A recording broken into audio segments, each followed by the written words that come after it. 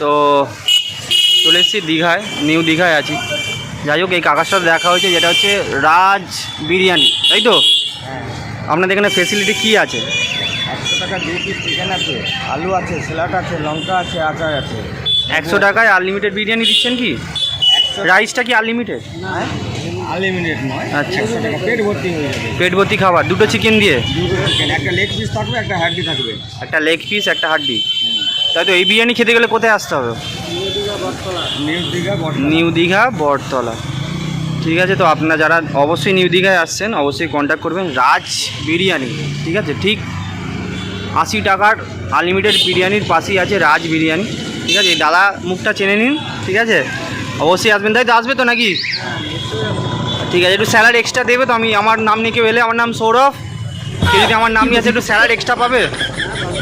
ব্যাস ব্যাস, ঠিক, কোনো ব্যাপার না। একটু বিরিয়ানিটা দেখে নিই আমরা। হ্যাঁ চলো। তো এই হচ্ছে বিরিয়ানি কোয়ালিটি, দেখতে তো ভালো মনে হচ্ছে। যাই হোক, রাজ বিরিয়ানিতে অবশ্যই আসো।